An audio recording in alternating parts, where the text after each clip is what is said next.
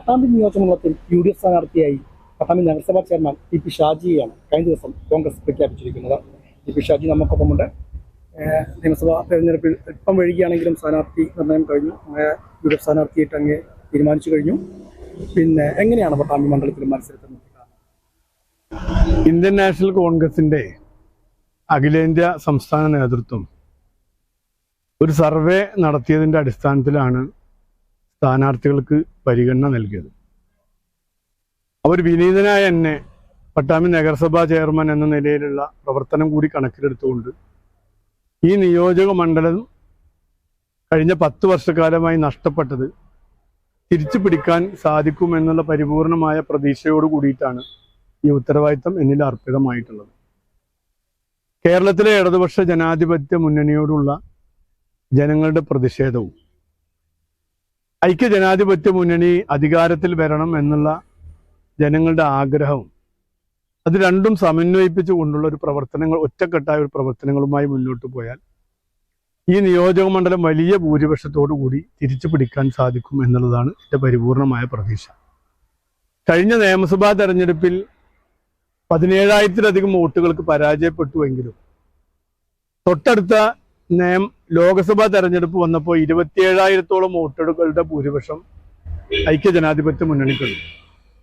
മാത്രവുമല്ല, ത്രിതല പഞ്ചായത്ത് തെരഞ്ഞെടുപ്പിൽ 11,000-ഓളം വോട്ടുകൾക്ക് ഐക്യ ജനാധിപത്യ മുന്നണിക്ക് ഭൂരിപക്ഷമുണ്ട്. അപ്പൊ ഐക്യ ജനാധിപത്യ മുന്നണിയുടെ ഒരു വളക്കൂറുള്ള മണ്ണാണ് എന്ന് അതിലൂടെ തന്നെ നമുക്ക് ബോധ്യമായതാണ്.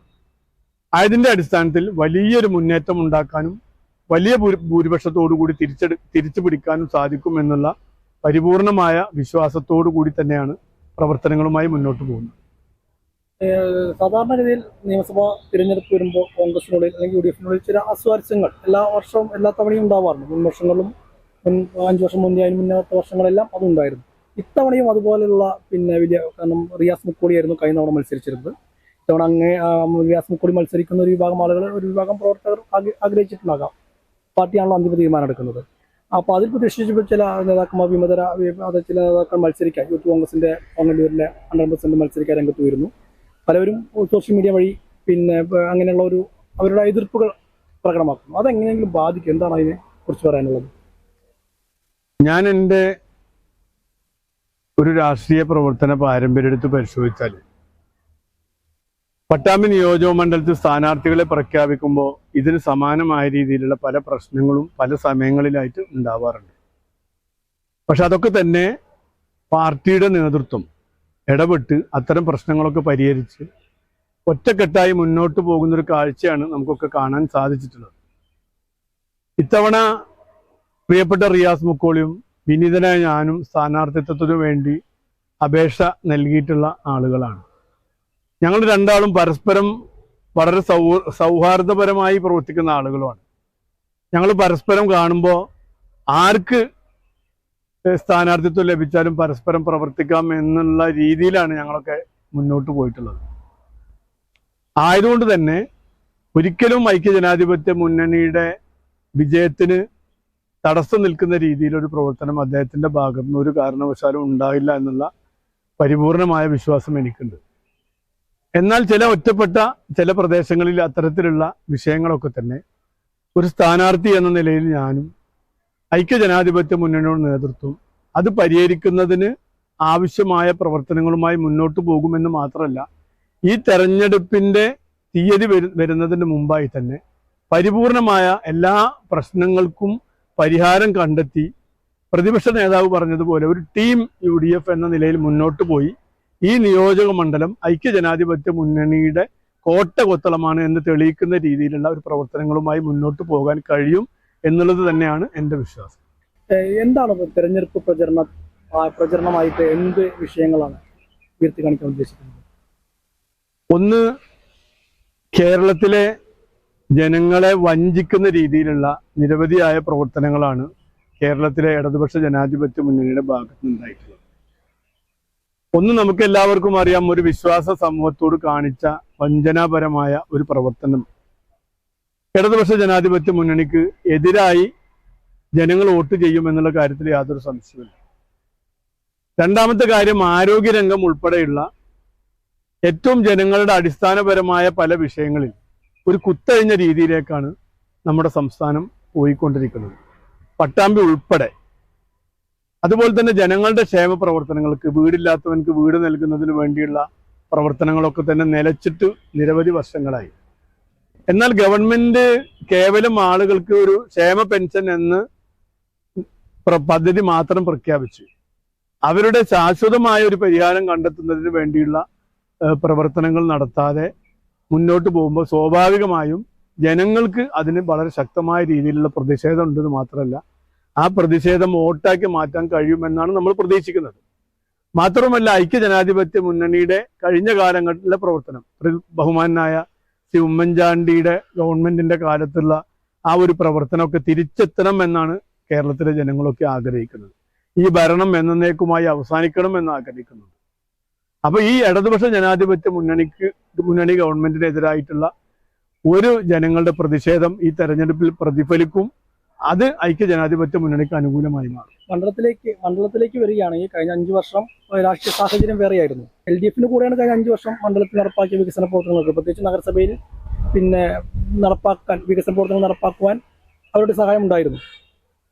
അപ്പോൾ കഴിഞ്ഞ 5 വർഷം നല്ല തോതിലുള്ള വികസന പ്രവർത്തനങ്ങൾ നടപ്പാക്കി എന്നാണോ അതോ കഴിഞ്ഞില്ലെന്നാണോ? കഴിഞ്ഞ 5 വർഷക്കാലം നിരവധി വികസന പ്രവർത്തനങ്ങൾക്ക് നേതൃത്വം നൽകാൻ അന്നത്തെ നഗരസഭാ ഭരണസമിതിക്ക് സാധിച്ചിട്ടുണ്ട്. അന്ന് ആ നഗരസഭാ ഭരണസമിതിയുടെ ഭാഗമായി ഞാൻ ഉൾപ്പെടെയുള്ള ഞങ്ങളുടെ അംഗങ്ങളുടെ നേതൃത്വത്തിലുള്ള പ്രവർത്തനങ്ങളും ഞങ്ങളുടെ ഒരു കാഴ്ചപ്പാടാണ് അന്ന് പട്ടാമ്പിയിൽ പല പദ്ധതികളും യാഥാർത്ഥ്യമാക്കിയിട്ടുള്ളത്. അത് റവന്യൂ ടവർ ആവട്ടെ, മുനിസിപ്പൽ ടവർ ആവട്ടെ, ഫയർ സ്റ്റേഷന്റെ കെട്ടിടമാവട്ടെ, അതൊക്കെ നഗരസഭയുടെ കൈവശം ഉണ്ടായിരുന്ന ഭൂമി ഗവൺമെന്റിന് നൽകിക്കൊണ്ടാണ് അത്തരം പ്രവർത്തനങ്ങൾക്ക് നേതൃത്വം നൽകാൻ സാധിച്ചത്. ഇപ്പൊ ഏറെ കൊട്ടിഘോഷിക്കുന്ന മറ്റൊരു പദ്ധതിയാണ് പട്ടാമ്പി ടൗൺ പാർക്ക് എന്ന്. മാധ്യമ സുഹൃത്തുക്കൾക്ക് വരെ അറിയാം. അന്നത്തെ ഒരു നഗരസഭാ ഭരണസമിതി, പ്രത്യേകിച്ച് വൈസ് ചെയർമാൻ എന്ന നിലയിൽ ഞാൻ മുൻകൈയെടുത്തുകൊണ്ടാണ് ആ ഒരു സ്ഥലം ഏറ്റെടുത്ത നടപടി ഉൾപ്പെടെ നടത്തിയിട്ടുള്ളത്. അപ്പൊ അന്നത്തെ ഞങ്ങളുടെ ഭരണസമിതിയുടെ കാലത്ത് നിരവധി പദ്ധതി നടപ്പിലാക്കാൻ സാധിച്ചു. ഇപ്പൊ MLA എന്ന നിലയിൽ അദ്ദേഹത്തിന്റെ പ്രവർത്തനം കഴിഞ്ഞ 10 വർഷക്കാലത്തെ പ്രവർത്തനം ആദ്യത്തെ 5ഉം രണ്ടാമത്തെ 5നെയും പരിശോധിച്ചു കഴിഞ്ഞാൽ നമുക്കറിയാം ഈ 5 വർഷക്കാലത്തെ പ്രവർത്തനങ്ങളും അതിന് ശേഷം നടന്ന 5 വർഷത്തെ കാലത്തെ പ്രവർത്തനങ്ങളും അതിൽ B4 പട്ടാമ്പി വഹിച്ചിട്ടുള്ള പങ്കിനെ കുറിച്ചും വളരെ കൃത്യമായി ആളുകൾക്ക് ബോധ്യപ്പെട്ടിട്ടുണ്ട്. അപ്പോൾ അത്തരമുള്ള വികസന പ്രവർത്തനങ്ങളുടെ തുടർച്ചയാണ് ലക്ഷ്യം. അത്തരം ഞങ്ങൾ തുടങ്ങി വെച്ച പല പ്രവർത്തനങ്ങളുടെ ലക്ഷ്യം എന്ന് മാത്രമല്ല, ഏറ്റവും പാവപ്പെട്ട ജനങ്ങൾ ആഗ്രഹിക്കുന്ന ഒരുപാട് വികസന പദ്ധതികളുണ്ട്. ഒന്ന്, പട്ടാമ്പി ഗവൺമെന്റ് ആശുപത്രി. പട്ടാമ്പി ഗവൺമെന്റ് ആശുപത്രിയിൽ ഒരു ഭാഗത്തൊരു ഡയാലിസിസ് യൂണിറ്റ് ആരംഭിച്ചിട്ടുണ്ട്. പക്ഷെ ഗവൺമെന്റ് ആശുപത്രിയുടെ ഒരു വികസനം ഇതുവരെ നടപ്പിലാക്കാൻ സാധിച്ചിട്ടില്ല. പട്ടാമ്പി നഗരത്തിലെ കച്ചവടക്കാരുടെ നിരവധി പ്രശ്നങ്ങളുണ്ട്. അതിൽ ഏറ്റവും പ്രധാനപ്പെട്ടതാണ് അവരുടെ പാർക്കിംഗ് പ്രശ്നങ്ങൾക്ക്. ഒരു മെക്കനൈസ്ഡ് പാർക്കിംഗ് പ്രഖ്യാപിച്ച് അത് നടപ്പിലാക്കാൻ സാധിച്ചിട്ടില്ല. പട്ടാമ്പിയിൽ നഷ്ടപ്പെട്ട ഒരു ട്രാൻസ്പോർട്ട് സ്റ്റാൻഡ് പട്ടാമ്പിയിലേക്ക് തിരിച്ചെത്തിക്കാൻ സാധിച്ചിട്ടില്ല. ഏറ്റവും പാവപ്പെട്ട ആളുകൾക്ക് PMAY പദ്ധതി നടപ്പിലാക്കാൻ സാധിച്ചിട്ടില്ല. പട്ടാമ്പി പരിസരങ്ങളിലെ വയോജനങ്ങൾക്ക് അവർക്ക് ആവശ്യമായ സഹായങ്ങളും ചികിത്സയും ഉറപ്പാക്കാൻ ആവശ്യമായ പദ്ധതി നടപ്പിലാക്കാൻ സാധിച്ചിട്ടില്ല. അപ്പൊ ജനങ്ങൾ ആഗ്രഹിക്കുന്ന ഒരുപാട് പദ്ധതികൾ നടപ്പിലാക്കേണ്ടതുണ്ട്. അതോടൊപ്പം തന്നെ പട്ടാമ്പി നഗരത്തിന്റെ വികസനത്തിന് ഒരു ബൈപ്പാസ് റോഡിന്റെ പ്രവർത്തനം തുടങ്ങി പാതി വഴിയിൽ ഉപേക്ഷിച്ച മട്ടിലാണ് അത് കിടക്കുന്നത്. ഒരു അണ്ടർ ബ്രിഡ്ജ്, അതല്ലെങ്കിൽ ഒരു ഓവർ ബ്രിഡ്ജ്, അത് പട്ടാമ്പിക്ക് അത്യന്താപേക്ഷിതമാണ്.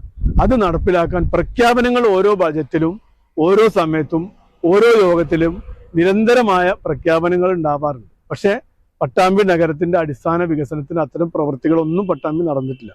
മാത്രമല്ല, ഇപ്പോൾ റോഡിന്റെ പ്രവർത്തനം നമുക്ക് എല്ലാവർക്കും അറിയാം. പട്ടാമ്പിയിൽ മാത്രമല്ല, കേരളത്തിന്റെ എല്ലാ പ്രദേശങ്ങളിലും ഇതിന് സമാനമായ രീതിയിലുള്ള പ്രവർത്തനങ്ങൾ നടക്കുന്നുണ്ട്. പക്ഷെ പട്ടാമ്പി നഗരത്തെ സംബന്ധിച്ചിടത്തോളം എത്രയോ വർഷങ്ങൾക്ക് മുമ്പ് നടത്തേണ്ട വികസന പ്രവർത്തനങ്ങളാണ് ഇന്ന് നടന്നുകൊണ്ടിരിക്കുന്നത്. മറ്റു പല നിയോജക മണ്ഡലങ്ങളും താരതമ്യ പഠനം നടത്തി കഴിഞ്ഞാൽ വളരെ പിന്നോക്കം നിൽക്കുന്ന ഒരു സാഹചര്യമാണ് എല്ലാ മേഖലകളിലും പട്ടാമ്പിക്കുള്ളത്. അപ്പൊ അതിനൊക്കെ മുന്നോട്ട് കൊണ്ടുപോകാൻ ആവശ്യമായ പദ്ധതി ഐക്യജനാധിപത്യ മുന്നണിയുടെ കൈവശമുണ്ട് എന്ന് മാത്രമല്ല, വളരെ നല്ല കാഴ്ചപ്പാടോടുകൂടി പ്രവർത്തനം നടത്തുന്ന ഒരു ടീമാണ് ഐക്യജനാധിപത്യ മുന്നണിക്കുള്ളത്. അപ്പൊ ഐക്യജനാധിപത്യ മുന്നണിയുടെ ലക്ഷ്യം സാക്ഷാത്കരിക്കുന്നതോടുകൂടി ഒരു നല്ല ഒരു ഭരണം പിന്നെ കേരളത്തിൽ തിരിച്ചെത്തിക്കാനും ബഹുമാനായ ശ്രീ ഉമ്മൻചാണ്ടിയുടെ കാലഘട്ടത്തിലുള്ള ഏറ്റവും സാധാരണക്കാരായ ഏറ്റവും പാവപ്പെട്ട ആളുകളെ ചേർത്ത് നിർത്തി മുന്നോട്ട് കൊണ്ടുപോകുന്നതിന് ആവശ്യമായ പദ്ധതികളൊക്കെ തന്നെ നടപ്പിലാക്കും. പ്രചരണം ഏതായാലും കുറച്ച് ദിവസം കൂടിയേ ഉള്ളൂ, വളരെ ചുരുക്കിയ സമയം. എങ്ങനെയാണ് പ്രചരണത്തിന് തുറന്നുള്ള ആളുകൾ? വളരെ ചുരുങ്ങിയ ദിവസം മാത്രമാണ് പ്രചരണത്തിന് കിട്ടുന്നു എങ്കിൽ പോലും ഐക്യജനാധിപത്യ മുന്നണി തെരഞ്ഞെടുപ്പിൽ വളരെ സജ്ജാണ്. കാരണം ഒരു ത്രിതല പഞ്ചായത്ത് തെരഞ്ഞെടുപ്പിന് ശേഷം അതിനാവശ്യമായ വോട്ട് ചേർക്കൽ, അതുപോലെ തന്നെ ബൂത്ത് കമ്മിറ്റി വിളിച്ചു ചേർക്കൽ, അത്തരത്തിലുള്ള പ്രവർത്തനങ്ങളൊക്കെ പൂർത്തീകരിക്കാൻ സാധിച്ചിട്ടുണ്ട്. ഇനി ഏറ്റവും പ്രധാനപ്പെട്ട ആളുകളെ പരമാവധി നേരിൽ കാണാനും നിയോജക മണ്ഡലം അതുപോലെ തന്നെ പഞ്ചായത്ത് തലത്തിലുള്ള കൺവെൻഷനുകൾ സംഘടിപ്പിക്കാനും പരമാവധി വോട്ടർമാരെ നേരിൽ കാണാനും ആവശ്യമായ പ്രവർത്തനങ്ങൾക്ക് ഇന്ന് തന്നെ ഞങ്ങളൊരു രൂപരേഖ തയ്യാറാക്കുന്നുണ്ട്. അതുകൂടി തയ്യാറാക്കി കഴിഞ്ഞാൽ വളരെ ശക്തമായ ഒരു പ്രചരണം ചുരുങ്ങിയ ദിവസങ്ങൾ ഉണ്ടാവുമ്പോൾ സ്വാഭാവികമായും ഇടതുപക്ഷ ജനാധിപത്യ മുന്നണിയുടെ പ്രചരണം ഒരുപാട് മറികടന്ന് മുന്നോട്ട് പോകാനും ഐക്യജനാധിപത്യ മുന്നണിക്ക് അനുകൂലമായ ഒരു രാഷ്ട്രീയ സാഹചര്യം എത്തിക്കാനും സാധിക്കും എന്നാണ് പ്രതീക്ഷിക്കുന്നത്. തദ്ദേശ തെരഞ്ഞെടുപ്പിലെ വിജയം നിയമസഭയിലും ആവർത്തിക്കാൻ കഴിയും. പട്ടാമ്പി മണ്ഡലത്തിലെ തദ്ദേശ തെരഞ്ഞെടുപ്പിലെ വിജയം ആവർത്തിക്കാൻ സാധിക്കുമെന്ന് മാത്രമല്ല, അതിലും വർദ്ധിത ഭൂരിപക്ഷത്തോടു കൂടി മുന്നോട്ട് പോകും.